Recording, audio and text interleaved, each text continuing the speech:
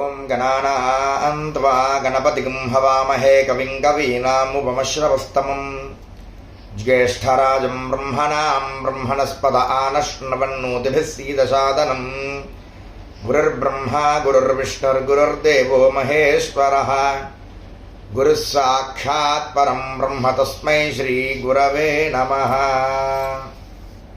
శ్రీమాత్రే నమః. సంపూర్ణ చంద్రగ్రహణం ఈ నెల 7వ తారీఖు ఆదివారం నాడు రాత్రి 9:58 నుండి 1:26 వరకు సంపూర్ణ చంద్రగ్రహణం సంభవిస్తోంది. ఈ చంద్రగ్రహణం ఏ నక్షత్రం వారికి, ఏ రాశి వారికి సంభవిస్తోందో ఈ వీడియోలో తెలుసుకుందాం. Please like, share, subscribe my channel. ఈ చంద్రగ్రహణం రాహుగ్రస్త పింగళ వర్ణంగా పిలువబడుతోంది. ఈ గ్రహణం కుంభరాశిలో సంభవిస్తున్న కారణం చేత ధనిష్ట నక్షత్రం 3-4 పాదముల వారు, శతభిషణ నక్షత్రం వారు, పూర్వభద్ర నక్షత్రం వారు ఈ గ్రహణాన్ని చూడరాదు.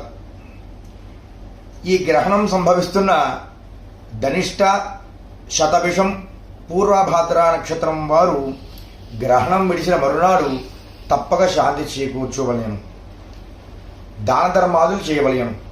ఏమి దానం ఇవ్వాలి? ఈ నక్షత్రం వారు మరునాడు ఉదయమే స్నానము చేసి కేజింపావు బియ్యం, కేజింపావు చాయ్ మినపప్పు, వెండి చంద్రబింబం, వెండి సర్పము, తెల్లని వస్త్రము దానం ఇవ్వాలి. అలాగే పౌర్ణమి తిథి నాడు ఆబ్దీకములు పెట్టేవారు మధ్యాహ్నం 12:30 లోపు ఆబ్దీకాలు పెట్టుకోవలేను.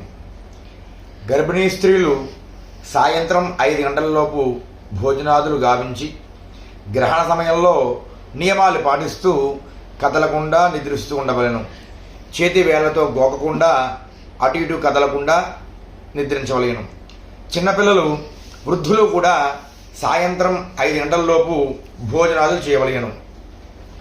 ఈ గ్రహణం సంభవిస్తున్న సమయమున గోదావరి స్నానము కానీ, సముద్ర స్నానము కానీ, పట్టు స్నానం, విడుపు స్నానం చేయడం చాలా పుణ్యదాయకం. సముద్ర స్నానం, గోదావరి స్నానం చేయలేని వాళ్ళు ఇంటిలో స్నానం చేయడం ఉత్తమం.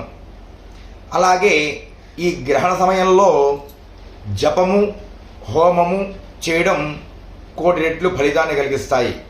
కనుక ఈ సంపూర్ణ చంద్రగ్రహణం ధనిష్ట, శతభిషం, పూర్వభద్ర నక్షత్రం వారికి సంభవిస్తోంది. కనుక ఈ నక్షత్రం వారు తప్పకుండా గ్రహానంతరం అనగా 8వ తారీఖు సోమవారం నాడు స్నానం ఆచరించి గ్రహణ శాంతి కొరకు కేజింపావు బియ్యం, కేజింపావు చాయ్